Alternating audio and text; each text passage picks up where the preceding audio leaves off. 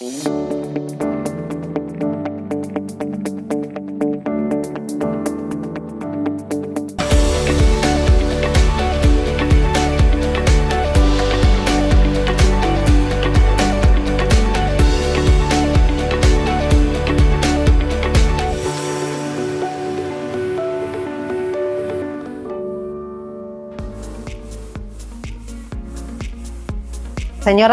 ¿qué tal?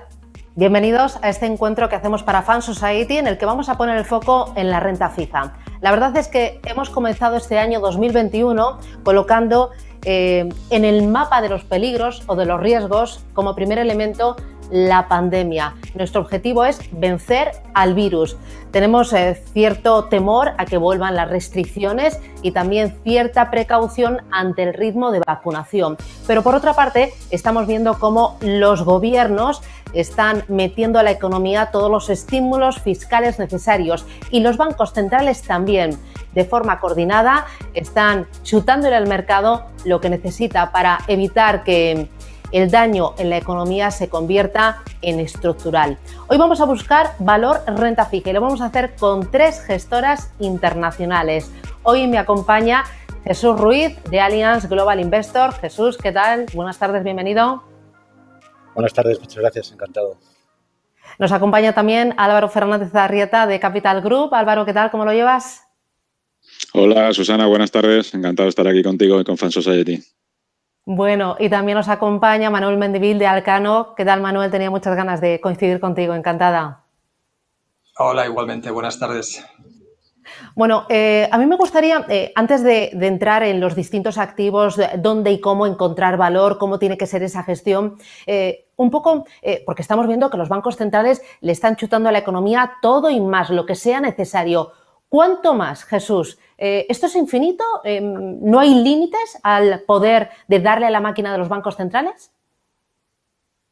Bueno, como bien dices, Susana, estamos en una época en la que estamos viendo estímulos sin precedentes, procedentes tanto de los gobiernos como de los bancos centrales. Para hacernos una idea de la magnitud de las inyecciones de dinero, sería bueno quizá hacer una comparación con otras crisis anteriores, como fue la del 2008, incluso la Gran Depresión. Pues bien, en estos momentos las inyecciones de capital son 3 veces superiores a las que se vieron en esa crisis, ¿no? Buena parte es estímulo fiscal por parte de los gobiernos, pero también, evidentemente, la acción decidida de los bancos centrales. ¿Hasta cuándo? Pues parafraseando a Draghi, hasta que sea necesario. Draghi, en el discurso famoso de julio del 2012, nos decía que el BCE estaba listo para preservar el euro, haciendo todo lo que fuera necesario. Y créanme, será de suficiente. Este mensaje ha calado en la comunidad inversora, hasta tal punto que prácticamente no hay ningún partícipe en mercado que cuestione la capacidad y la determinación de los bancos centrales de desplegar toda su artillería para conseguir sus objetivos de estabilidad de precios y crecimiento económico.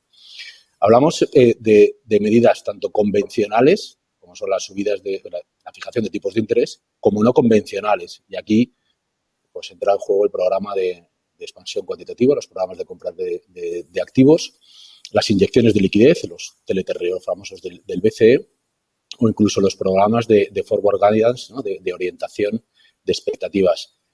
Claro, cuando hablamos de medidas no convencionales, en principio, por su propio carácter, es algo excepcional y, por tanto, debería ser algo temporal, ¿no? Debería acabarse en algún momento. Y salvo que nos vayamos a un escenario a la japonesa, a una japonización de la economía, teniendo en cuenta que el Banco de Japón lleva con una política, un programa de estímulos desde hace más de 20 años, pues en algún momento tendrán de que acabar. Ahora, la visibilidad que tenemos es que, por lo menos, este ejercicio 2021 podemos estar tranquilos que los programas de estímulo de los bancos centrales van a seguir en pie, ¿no? De hecho, el Banco Central Europeo en diciembre nos dijo, hace nada, que iba a ampliar el plan de compra de deuda asociado a la pandemia, tanto en volumen, aumentando 500.000 millones de euros hasta 1,85 billones de euros, como en duración, alargándose hasta marzo del 2022. La Reserva Federal no ha sido tan explícita, pero existe un consenso generalizado de que probablemente la Fed no va a tener ningún incentivo para cometer un error y acometer una retirada prematura de estímulos. Por lo tanto, cueste lo que cueste, parafraseando a Mario Draghi. Pero esto, ¿qué consecuencias puede tener en la economía y en los mercados, Álvaro, por el lado positivo? Pues sí, efectivamente, son las dos caras de la moneda. Tiene sus consecuencias positivas y sus consecuencias negativas, evidentemente. Me preguntas por el lado positivo. Lo que hacen estas medidas realmente es dar tranquilidad al sistema. Es ganar tiempo. Es una especie de anestesiar, al poner una anestesia en el sistema, esperando a que el crecimiento se recupere. ¿Cuándo se va a recuperar el crecimiento? Pues ese es otro tema aparte, fundamentalmente, evidentemente, cuando el proceso de vacunación ya esté en marcha y el proceso de vacunación acabe, se reabran las economías y entonces vuelvan las economías a la senda de crecimiento. Mientras tanto, eso es lo que estamos ganando. ¿Qué es lo que hacen los bancos centrales? Garantizar la liquidez, asegurarse que hay liquidez en el sistema. Y además es común a todos los bancos centrales, es decir, en todas las áreas es una generación de liquidez a nivel global. Todos los bancos centrales están haciendo lo mismo. A nivel mercados es un soporte. Lo que hacen este mantenimiento de tipos bajos de ahora en adelante, lo que proporciona es soporte al mercado, proporciona un soporte más indirecto, si quieres, a la parte de renta variable, esperando a que los beneficios empresariales de nuevo retomen su senda, pero genera trasvase dinero hacia la renta variable al tener tipos muy bajos en otros tipos de activos y, evidentemente, el coste de financiación para las empresas también es mucho más reducido, con lo cual, digamos, ahí es donde tenemos la parte de soporte más indirecto a la parte a los mercados de renta variable. En el caso de renta fija, el soporte es mucho más directo, con la compra directa de bonos, que se ha ampliado en esta fase también a compra directa de bonos de empresas. Básicamente, yo lo definiría como una vacuna monetaria transitoria, esperando a que se active ya la vacuna física. Y esta vacuna de liquidez, esta avalancha de dinero al mercado, a la economía, ¿qué consecuencias, Manuel, negativas puede tener en la economía y en el ahorro? Sí, efectivamente, las consecuencias son negativas para el ahorrador, para el inversor en general, pasado ese efecto positivo que mencionaba Álvaro. ¿Por qué? Pues porque la curva de tipos de interés reales, es decir, descontando la inflación esperada, está negativizada, la expectativa, lógicamente, durante los próximos, agárrate, 20 años. ¿Y esto en qué se traduce? Pues los inversores tienen garantizada la pérdida de poder adquisitivo del dinero, a no ser que lo remedien. Esto lo que fuerza es un cambio digamos, de asset allocation, incluso de clases de activos, ¿no? Por darte un dato, en Europa el 70% de la renta fija tiene rentabilidad negativa a día de hoy.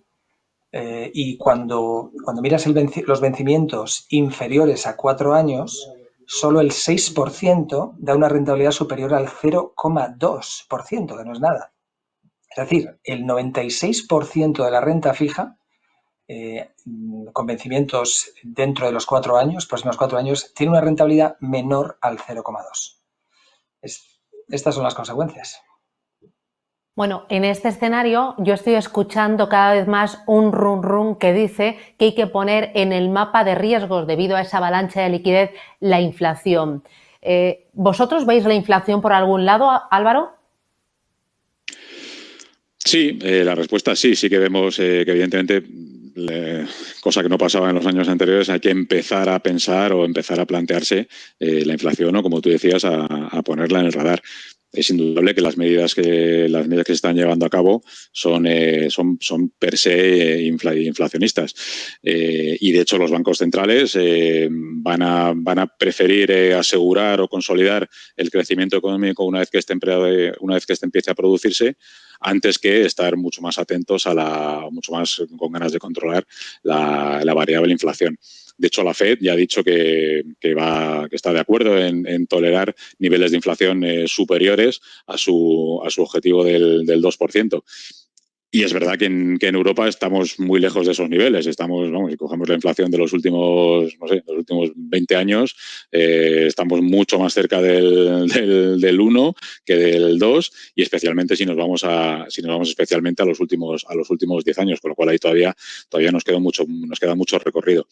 ¿Qué es lo que pasa? Para que empecemos a ver inflación, lo primero es eso. Lo primero es que el crecimiento coja velocidad y coja tracción. Con lo cual, pues quizá podemos empezar a ver picos de inflación en los siguientes, pues, ¿no?, dentro de 8 o 10 meses, y luego ya probablemente a partir del año que viene ya ver inflaciones estructuralmente algo más altas.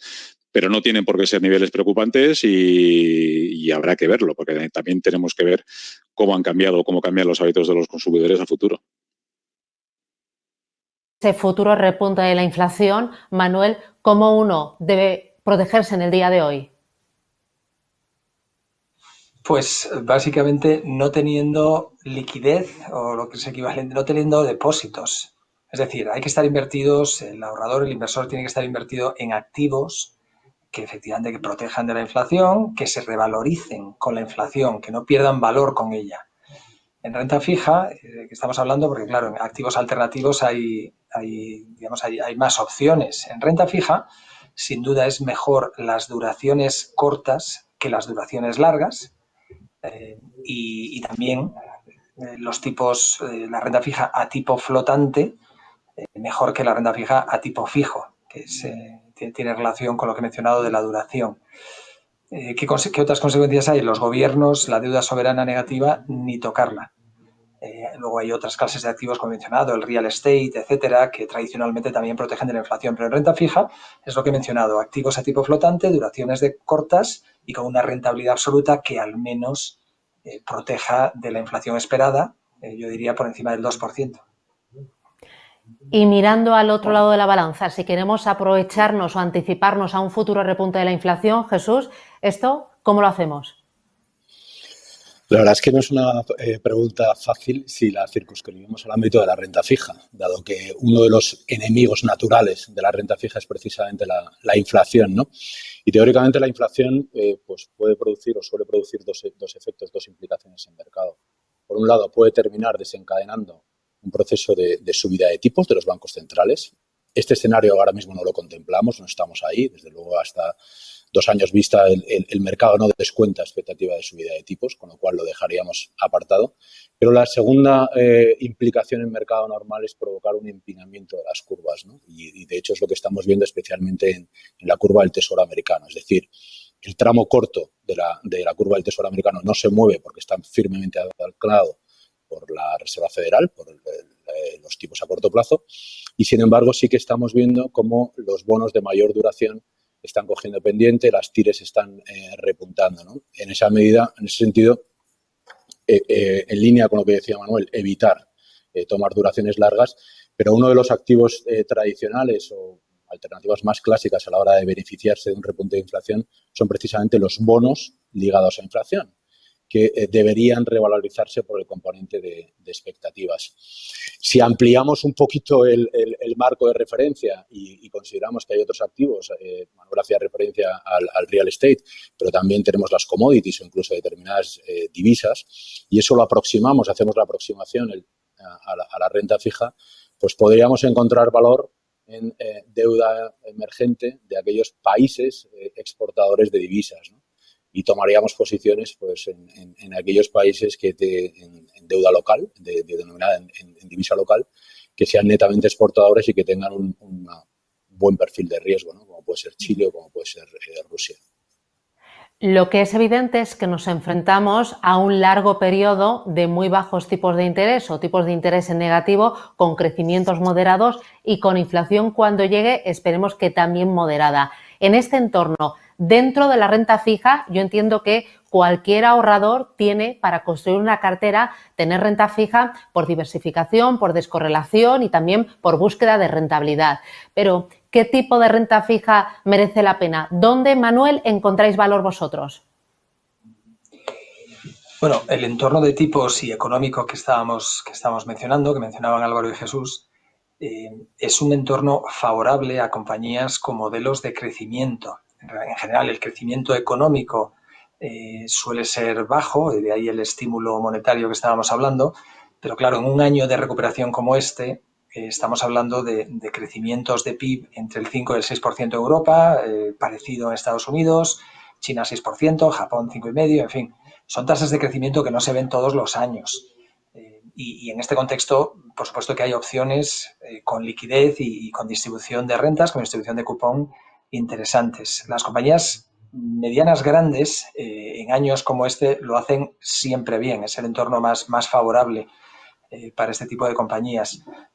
Por ejemplo, en bonos y préstamos de alto rendimiento europeos, compañías pues tipo MásMóvil en España o compañías farmacéuticas italianas como Rossini, compañías como United Group, en fin, es un mercado enorme, 150.000, 200.000 millones de emisión al año, de nueva emisión, y se puede escoger dentro de este mercado. Nuestra expectativa para este segmento, para el segmento de alto rendimiento en préstamos y bonos, es de un 4 al 5,5% de rentabilidad en este año, en el 2021, con una duración moderada, una duración de entre 1 y 4 años realmente, lo cual creemos que es muy interesante para cualquier cartera diversificada. Manuel, tú siempre dices que cuando nos aproximamos al crédito de alto rendimiento hay que hacerlo con un airbag. ¿Me lo puedes explicar, por favor? Bueno, el airbag, lo que queremos decir en Arcano Capital, en los fondos que tenemos líquidos de crédito corporativo europeo, no hemos tenido ningún año negativo desde inicio en el año 2009.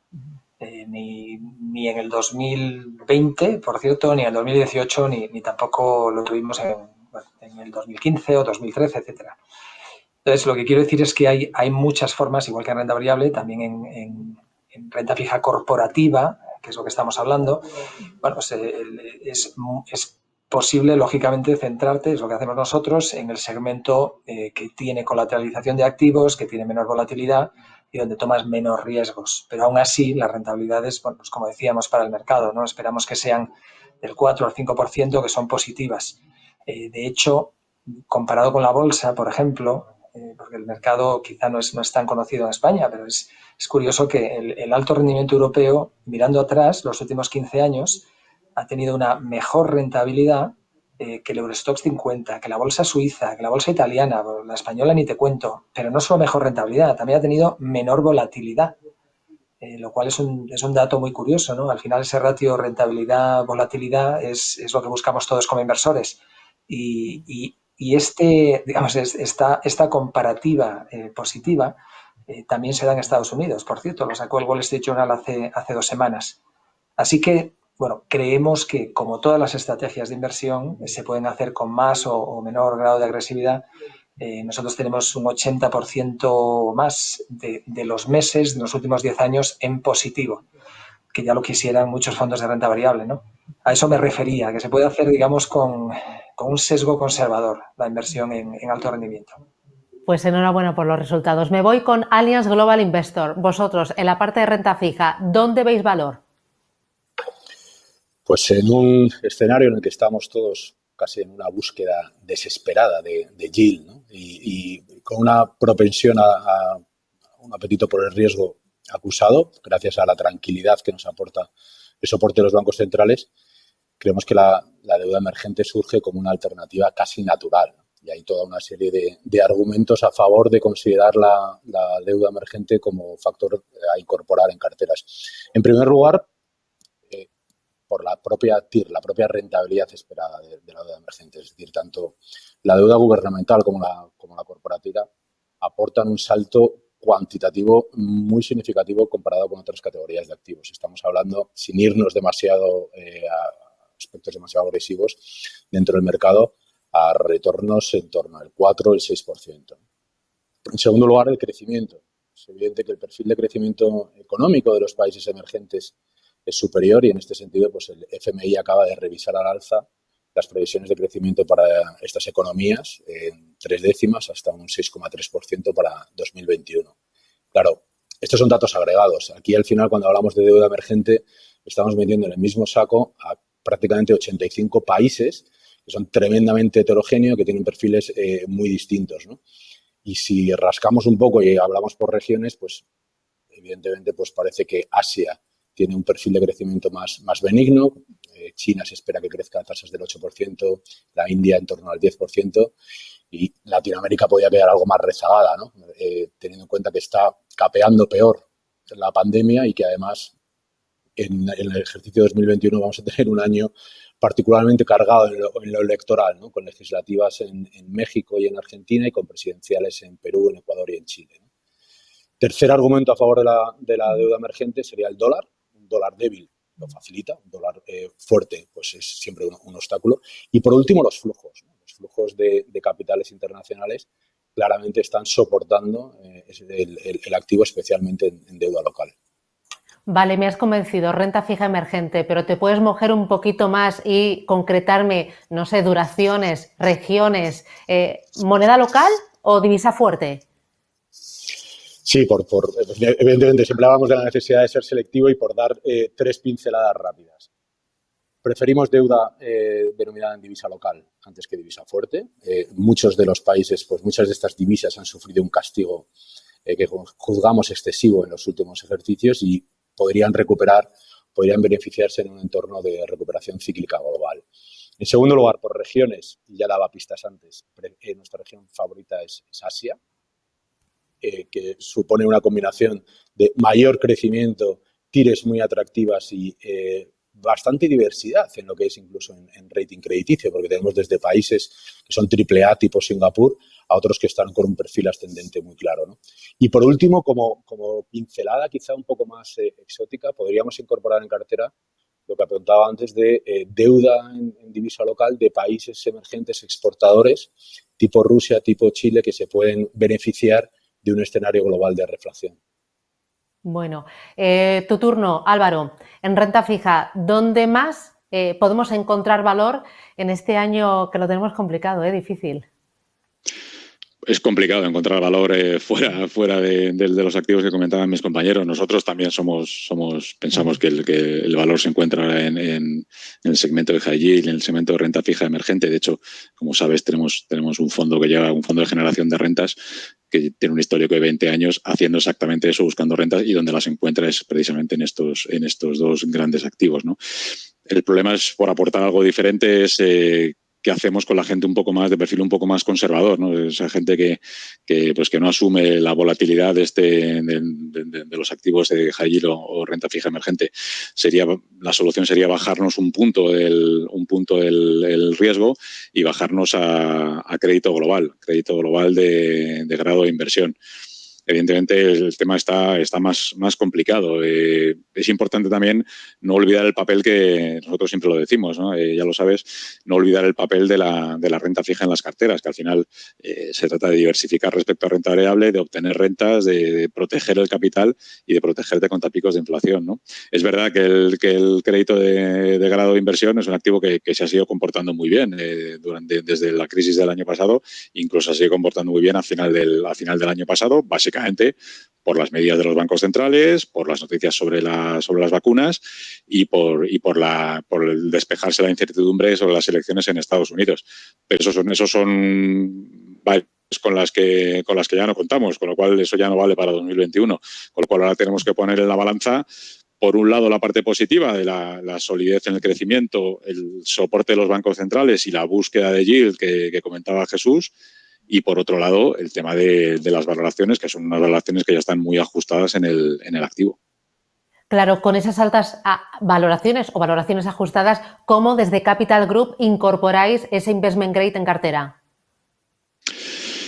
Pues lo primero y más importante que nunca, teniendo claro que las rentabilidades que se pueden obtener no son espectaculares, es decir, ajustar nuestras expectativas, y luego, sobre todo, más que nunca, gestión activa. Es decir, tal y como está el activo, no existe la barra libre, hay que ir, ese dicho que se ha hecho tan común en el fútbol ahora, de partido a partido, pues en este caso hay que seleccionar bono a bono, emisor por emisor, intentar ser lo más global posible. En el crédito global estamos hablando de por encima de 2.500 emisores.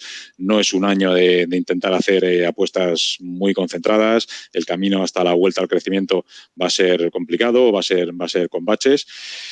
Muy importante la capacidad de análisis, es decir, en el activo todavía hay oportunidades, pero igual que hay oportunidades, los beneficios empresariales, la vuelta a beneficios van a ser dispares, puede haber rebajas de calificaciones, con lo cual es muy importante tener bien identificados o saber o poder identificar bien con un buen análisis los ganadores y los perdedores. Confiar en gestores experimentados y luego dentro del activo tener un cierto posicionamiento defensivo. Bueno, esto está muy bien, tenemos argumentos, tenemos también distintos tipos de activos, los peligros, las bondades, pero a mí me gustaría que me dierais estrategias concretas de inversión. Desde Allianz Global Investor, Jesús, ¿tú qué me propones para este año 2021 y más allá? Bueno, en nuestro caso lo tenemos bastante claro, ¿no? Creemos que hemos lanzado un fondo que lleva ya 5 años, que es Allianz Strategic Bond. Es un fondo de renta fija flexible global y que tiene hay un racional muy claro por el cual sugerir esta estrategia. En primer lugar, es una estrategia sin restricciones. Es decir, el fondo tiene un mandato global, que es encontrar valor allí donde se encuentre, y en este sentido goza de amplia flexibilidad para elegir pues, los mercados, los activos que considere oportuno dentro de tipos, crédito, inflación, divisas, etcétera, y siempre con un foco especial en los instrumentos más líquidos. En segundo lugar, y esto es algo muy específico del fondo, porque aporta genuina diversificación. Esta es una estrategia que nace en su propio diseño con un objetivo específico de aportar correlación cero, nula, con la renta variable, ¿no? Y esto lo convierte en algo tremendamente atractivo a la hora de incorporar y combinar en carteras, ¿no? Y por último, pues lo anterior no tendría demasiado sentido si no lo hubiéramos demostrado, ¿no? Si no hubiéramos probado que detrás hay un equipo con una amplia experiencia y que ha sido capaz de obtener excelentes retornos, ¿no? Este fondo ganó dinero en 2018, el año pasado ganó un 30%, es decir, se mueve muy bien en entornos de incertidumbre y está liderando con holgura esta categoría que es la renta fija flexible global, en la cual siempre hay que mirarse cuando hay incertidumbre y no hay clara visibilidad en el mercado, ¿no? Qué mejor que delegar a un gestor activo en momentos de incertidumbre. Bueno, tenemos la primera estrategia de inversión. Vamos ahora con Capital Group. Te pido lo mismo, estrategia con nombres y apellidos, Álvaro. Bueno, pues sí, pues por ser, ya antes comentaba, buscando la generación de renta, el fondo que te decía de los 20 años de histórico, Capital Group Global High Income Opportunities, que es eso, es buscar rentas con un histórico de 20 años. El cupón medio de los últimos 20 años ha estado cercano al 7%, pero por ceñirnos, por volver un poco a ese segmento de clientes que comentábamos antes, con un perfil algo más conservador, en nuestro caso, el fondo que tenemos disponible para los inversores europeos es el Capital Group Global Corporate Bond. Es un fondo de crédito investment grade global que tiene casi 9 años de historia. Solo invierte en grado de inversión, es decir, lo que hablábamos antes. Renta fija, que se comporta como renta fija, sin dopajes, sin cajas negras, sin añadir riesgo extra por buscar más rentabilidad. Fondo de gestión activa, como somos como casa, ya lo sabes, de buscar y analizar bono a bono, no dirigirnos por temas macro, no hacer apuestas binarias, un fondo diversificado, hay casi 500 emisiones de más de 200 emisores dentro del fondo y que en esos 9 años de historia que lleva pues ha dado un 5,8%, casi un 6% de rentabilidad anualizada, con solo 2 años negativos, por decir que son negativos, porque uno es del menos 0,4 y el otro del menos 2. Y si lo comparamos con el resto de fondos de su categoría, es un fondo que está en el primer cuartil de la categoría consistentemente en los diferentes plazos. O sea que esa sería la recomendación. Oye, pues enhorabuena por los resultados y la estrategia. Desde Arcano, ¿dónde ponéis el foco? ¿Estrategia para este año y mucho más allá? Muy bien. Yo sugeriría el Arcano European Income Fund. Como su nombre indica, invierte en activos de renta fija corporativa, bonos y préstamos europeos, con el objetivo de generar rentas regulares, con el objetivo de dejar dormir por la noche. Es un fondo traspasable, tiene 600 millones en activos. De hecho, tenemos más inversores de fuera de España que de España, que como boutique española pues no hay tantos casos. La estrategia es ESG o ASG por las siglas españolas Y bueno, son nombres, la exposición a España es un 15%, o sea, la diversificación europea es importante. Pero bueno, por citar algunos nombres en los cuales estamos invertidos, pues no sé, la Universidad Europea, la compañía de ascensores Thyssen, una compañía del Reino Unido que se llama Arqiva, que es como Cellnex, por entendernos, MásMóvil también, que tiene bonos y préstamos, en fin. No ha perdido dinero ningún año desde el 2011, la distribución por cupones ha sido regular y lo más importante de todo, ¿qué esperamos que de este año? Pues una rentabilidad entre el 5 y el 5,5 neto. Otra cosa muy importante, los gestores estamos muy invertidos en este fondo. Importante siempre el que haya un alineamiento entre el inversor y los gestores y lo tenemos desde hace muchos años y representa pues en muchos casos una gran parte de donde tenemos nosotros los ahorros, ¿no? Ese es el fondo que yo recomendaría, el Arcano European Income Fund. Bueno, enseguida os voy a pedir un titular de cierre, una frase de oro, pero antes me has provocado con el tema de la sostenibilidad y voy con Álvaro. ¿Cómo enfocáis desde tu casa la renta fija con criterios sostenibles? Porque este año parece que la sostenibilidad está en todas partes, que ya se ha convertido en norma, pero yo no sé cómo hacéis en cada casa la proximidad a este activo que es la renta fija. Sí, totalmente. Pero yo te diría no solo la sostenibilidad, o sea, en realidad los factores ESG en general. ¿Cómo lo enfocamos nosotros? Pues creemos que evidentemente como hay que hacer lo que es, nosotros pensamos que no se puede entender y nosotros no lo entendemos desde luego como un análisis aparte o como un sector o una manera de invertir independiente del resto del universo. Nosotros pensamos básicamente que los criterios ESG son factores fundamentales para invertir con éxito y por eso nosotros lo que hacemos es incorporarlo en nuestro proceso de análisis exactamente igual que los puros financieros. Básicamente es importantísimo. Yo destacaría 3 cosas. La primera, analizar bien. Es decir, no se trata de aplicar un café para todos, cada sector es diferente. Nosotros lo que hacemos es, tenemos como casa de gestión activa, tenemos más de 200 analistas, gente muy experimentada, de una media experiencia de 15 años en el sector, esos 200 analistas, y lo que hacemos es hemos establecido 30 marcos sectoriales diferentes a los que asignar los factores ESG, cada uno de los sectores en función de su importancia. Segundo, pues supervisar y monitorizar toda la cartera, no crear solo una cartera ESG, sino nosotros supervisamos y monitorizamos toda la cartera, cogemos todas las fuentes, utilizamos fuentes de datos externas, MSCI, Sustainalytics, etcétera, y luego lo que hacemos es evaluarlo, cruzarlo con nuestro análisis interno, ¿vale? Si ponemos un ejemplo del fondo que comentaba antes, del fondo de crédito global, de Capital Group Global Corporate Bond, es un fondo que decía que tiene prácticamente 225 posiciones. De esas 225, para traspasarlo en todos los filtros, detectamos que hay 27 compañías que tenemos que monitorizar más de cerca, ¿vale? Y por último, y probablemente la parte más importante también, nosotros no creemos per se en las exclusiones, sí que creemos en un diálogo activo con las compañías. Especialmente más en nuestro caso, somos la primera gestora de gestión activa del mundo, somos un inversor muy grande en muchas de las compañías o países en los que invertimos, somos una gestora con un enfoque de largo plazo, que pagamos a nuestros gestores sobre todo por la rentabilidad a 8 y 5 años, con lo cual el engagement o nuestro compromiso y nuestro diálogo con las compañías es muy activo. Solo, por ejemplo, para darte un ejemplo, el año pasado nuestros analistas hicieron más de 18.000 reuniones con compañías y en ellas los factores ESG se tratan exactamente igual que el resto de factores. Desde Arcano, ¿cómo aplicáis los criterios ESG a vuestra selección de activos de renta fija? Manuel. Sí, no de forma muy distinta, aunque lógicamente nuestro tamaño es menor, pero sí aplicamos criterios de exclusividad. Nosotros sí tenemos línea roja con determinados sectores y con determinadas compañías.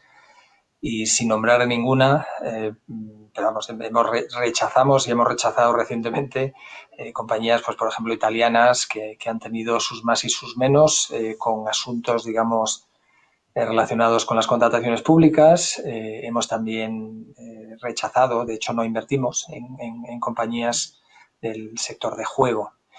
Pero efectivamente, a tu punto, hoy en día la sostenibilidad en las inversiones no es un plus, es un requisito.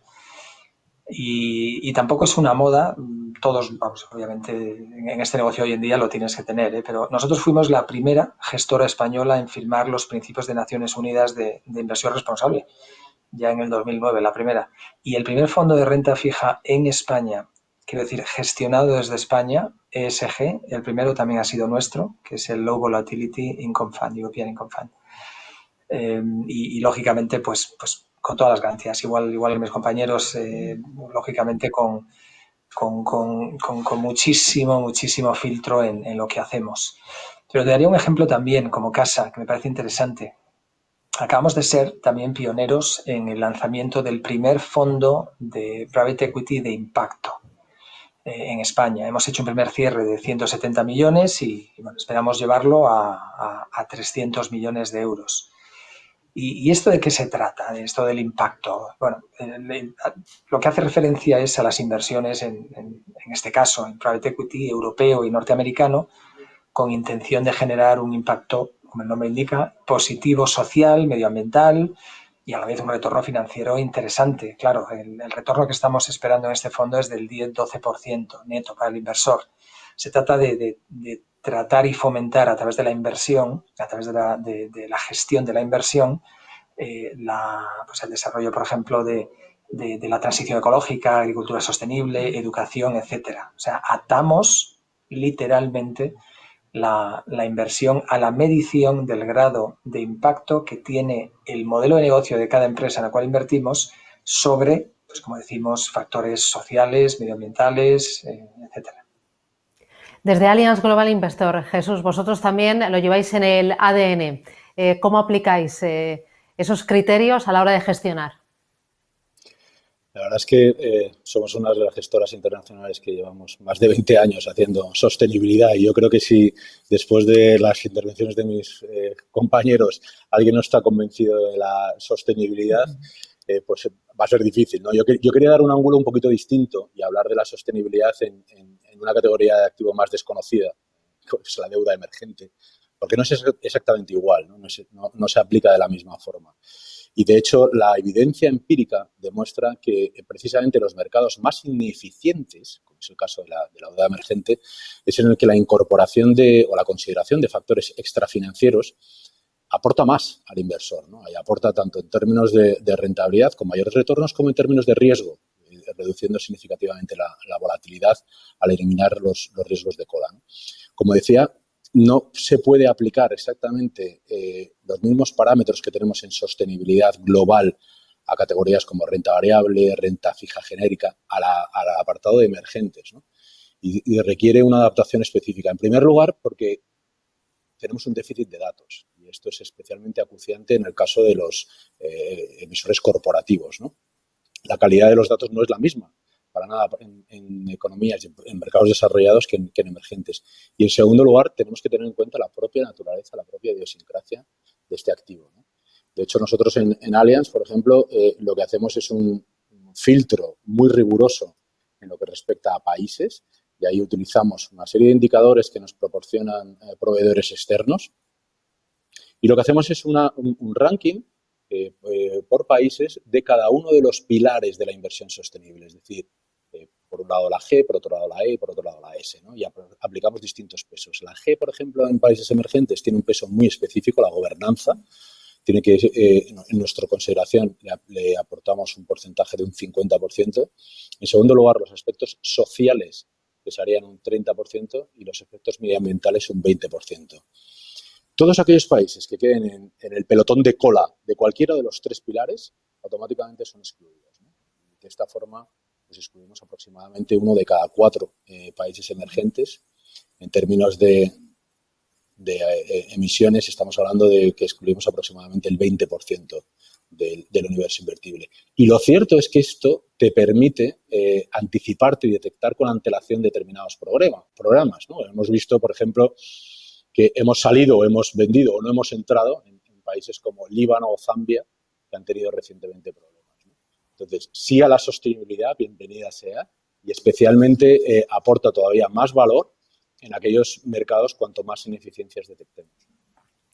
Bueno, ya estamos a punto de terminar y a mí me gusta que al final me deis a modo de titular, de forma breve, un mensaje clave sobre aportar valor o dónde encontrar valor en renta fija, que es el título de este encuentro que hemos hecho para Fund Society y que a mí me acompañe durante todo este año y que lo recuerde cada vez que me aproxime a cualquier fondo, a cualquier estrategia de renta fija. Voy con Arcano, con Manuel, tu turno, titular.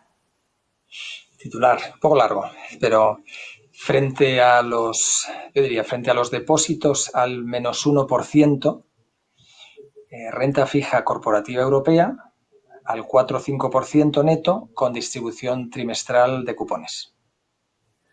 Muy bien, me voy ahora con Jesús. Tu turno, titular de cierre. Yo diría que es momento de asumir riesgos inteligentes, porque el mayor riesgo es no hacer nada. Me ha gustado. Y para cerrar, broche de oro, Capital Group, Álvaro Fernández Arrieta. Pues yo diría, hay que permanecer invertidos. Estamos en el año 1 de la recuperación económica, no va a ser lineal y hay que permanecer invertidos en buenos fondos de gestión activa. Estupendo, pues ha sido un auténtico placer. Gracias por las ideas, gracias por los argumentos y gracias por las expectativas. Jesús Ruiz, Allianz Global Investor, Álvaro Fernández Arrieta, Capital Group y Manuel Mendivil, Arcano.